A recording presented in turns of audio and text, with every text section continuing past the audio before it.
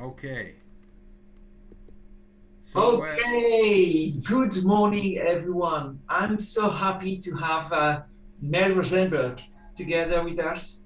Mel is a good friend, a fantastic creative entrepreneur and author, and he has developed a very interesting model for creativity, and this can help you as aspiring entrepreneurs get to the next step. So thank you so much, Mel, for being with us today. And please, can you share with these aspiring and early stage entrepreneurs the way creativity works for you? okay, thank you so much, Yossi, and it's wonderful to be with you, at least virtually.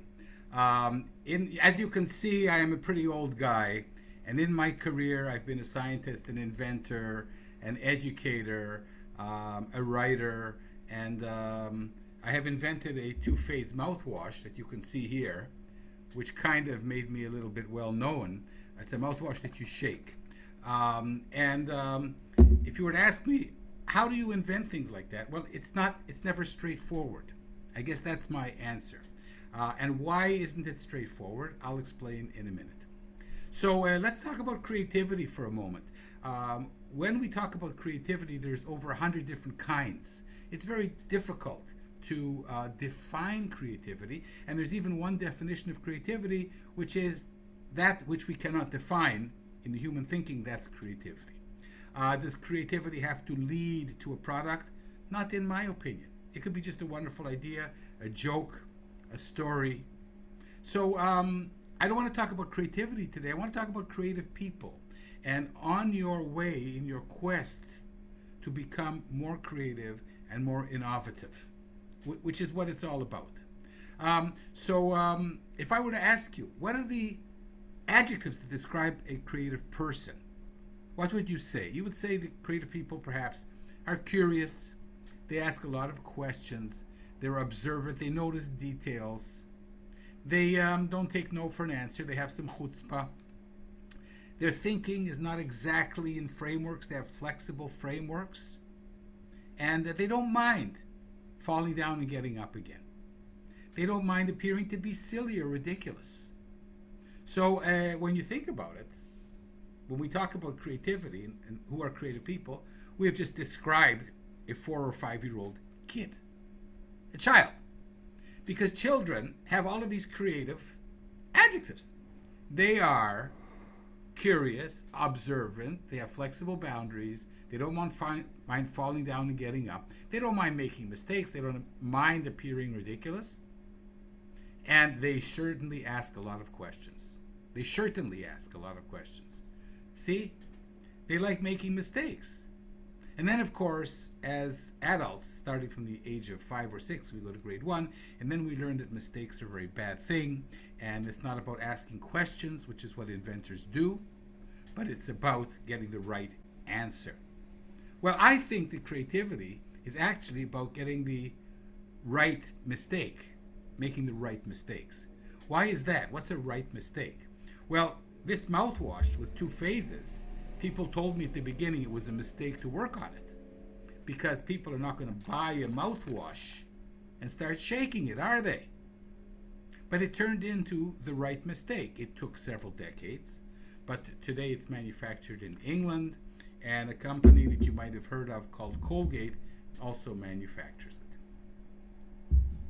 So sometimes it's important to make the right mistakes. Let's get back to this childish thing. So how could children be important in the creative process? Well, that's because in order to have a great idea, you need to have a really silly hypothesis or question. One that the adults will say, that's ridiculous. And how do you do that? Well, the way you do that is you find a way to connect with your inner child. And when your inner child has a great, wonderful, silly, disconnected, discombobulated idea, the adult in you says, wait a minute, that's perhaps not such a bad idea. That might end up turning into be a right mistake. So the first thing that you have to learn is that creativity is not thinking outside the box. Creativity is rather thinking between boxes. What creative people do is they take two ideas, two areas, two disciplines that should not be connected, and they find a weird and unanticipated, unexpected, crazy Michigan way of connecting them. For example, having people create your map of the city. That's crazy. Why would anybody want to tell you where they're driving and how they're driving? Hey, it turned into ways, and there were enough VCs who weren't interested in investing. And how about these two guys that came up with Google at a time when there was Alta Vista and Ask Jeeves? Who needs another search engine? How many companies wouldn't invest in Google when it was worth $1 or $2 million? They made the wrong mistakes, that's for sure. Okay, so what I want to illustrate is that to be creative, to be innovative, starts with being prepared to be childish. Because the best ideas are the crazy hypotheses, the ones that don't make any sense, and the ones that are connected to things that shouldn't be connected at all. Okay? So let me demonstrate. This is one of the techniques I teach. What I'm doing these days is trying to help young people like you be more creative, find their voice, and be amazing in their lives. I wanted to use the F word, but I don't know who's watching. So I want to help you be amazing, whether you're an entrepreneur or in any vocation that you choose. Okay? So what we're going to do today is we're going to play a game, because innovation is fun. It has to be silly. It has to be unexpected. So what would you like? Chocolate, rose, honey, yogurt? You want to do yogurt? Okay, well, as it happens, I have a container of yogurt here. I'm not advertising a certain company, even though this is the one I do prefer. I'm taking yogurt because I like it. I'm not passionate about it. And one of these exercises, the one that I'm going to teach you today, there are more, is called Everything's Coming Up Roses. Well, I didn't have a rose, so I took some yogurt. You can do this with anything. Start with something that you like, but you're not crazy about, okay? So the first step in this exercise is thinking of 5 or 10 things that are connected with yogurt. So you might say cows, milk, bacteria, health, energy. And those would all be things that are connected. That's the adult in you solving a question that I've asked. Okay? Now comes the more difficult part. So after you've written 5 or 10 things that are connected with yogurt, I'm going to ask you to do the childish thing. The childish thing is to write 5 or 10 things that are not connected in any way with yogurt. Well, when I teach this, I give you a minute, but I want you to do this later. And you might come up with ideas like astronauts are not connected with yogurt. Let's see, a hat is not connected with yogurt.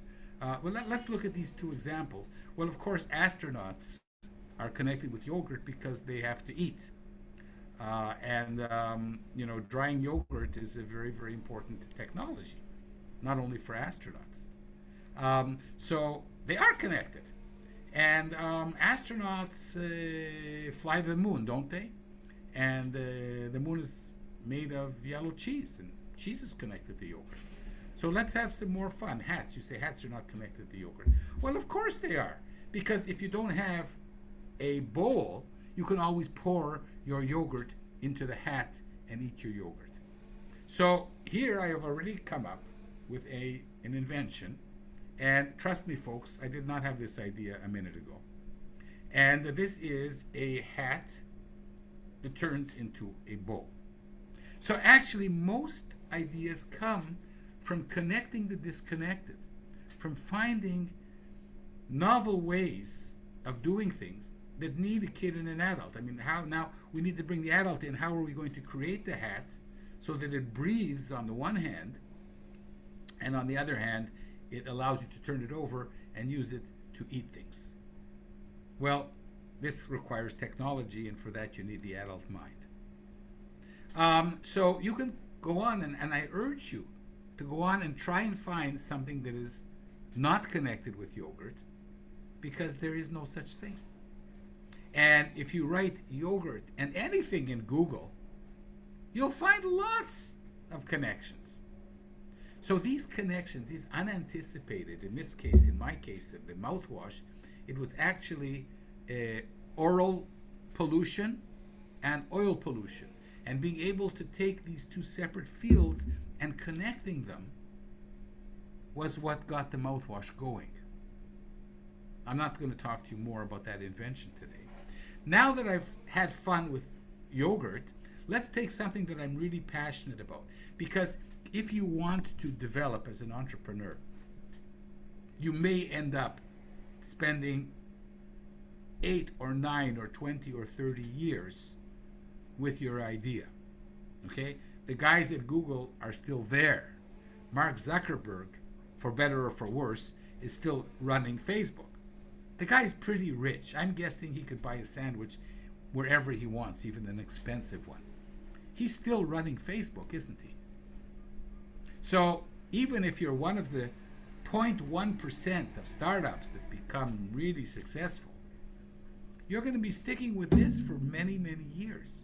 You want to work with people whom you love. You want to work on a subject that you are passionate about. And I'm passionate about books. I'm the co-founder of Our Books, and Yossi will share that link, which makes it very easy for anyone in the world to write, publish, and share free ebooks. And of course, as you can see in the background, I write a lot of children's books. So if I do this with books, and I start out by thinking about things that are connected with books, paper and pens and ink and binding, but then I go to the next step, the fun step, the childish step. Creativity has to be a game. We have to get the 5-year-old the juices flowing. So the next step is to think about things that are not connected to a book. Let's say an orange. An orange can't be connected to a book. But you could imagine a book in the shape of an orange where you peel off the pages, and as you do that, it becomes a book, and then you can put them in some file, take photos of them, or what have you. So really, the way to be inventive and innovative is not to think vertically, which is what adults do, but to think horizontally, which is what kids do. To practice associative thinking, to observe, to have as many different skills as you can so that you can mission match them. That's, in my opinion, where creativity comes from connecting with your child and using it to your advantage to come up with ideas that may be the right mistakes. And if you have trouble connecting with your child, I don't, you can practice barking. Barking is a very simple way to share childishness. I will demonstrate. So very often with my students, we practice barking or we do a silly dance. It's a great way to overcome your fear of appearing ridiculous, because I promise you one thing. If, like Google or Waze or Facebook, you come up with a really great idea, everybody will say, it's ridiculous, it's a mistake. Hey, Wright brothers, you'll never fly. In order to overcome that, you have to be able to understand that good ideas appear to everybody else ridiculous. You have to adopt that childish way to be curious about life. So Yossi, thanks for this opportunity. You'll have my email and you can write to me. I'm available. I love to help and coach young people on their way to becoming amazing. Toda, thank you, merci, spasiba, namaste. Mel, thank you so much. I take for the rest of the course, connecting the disconnected. Exactly. That's so true, because, sometimes even in meetings with customers, the customer discovery is a dialogue. And when you come in with creativity, you come with your idea, you never know where it goes, after you work with customers, with your team. Something that I wanted to emphasize and then, to leave you is that is that inside the customer discovery, the work of the entrepreneur is to put the hat of the inventor, but also to put another one, to put the hat of the business execution, to find where both actually overlap. So having you with us, even if today it was only online, it's a great honor because you bring in all the creativity side, all the thing that can help. So thank you. Yossi, I have to answer your question. I'm a professor, Yes, right? yes. You didn't think that you were going to get away with that. Oh, Au revoir, Mel. Have a nice life. No, because I used to sell things. And the important things with the customer, strangely enough, is first of all to do a lot of listening, more listening than talking, and to never say no. Because, sometimes a customer will ask for something, do you have that black hat in yogurt? And you don't say no. You say, well, let me get back to you. Sometimes the customers give us the best ideas in the world by asking questions that don't appear to be related until we go home and think about them wearing our childish hat. oh yes, yes.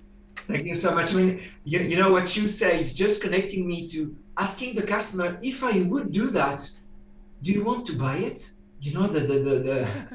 The gold question.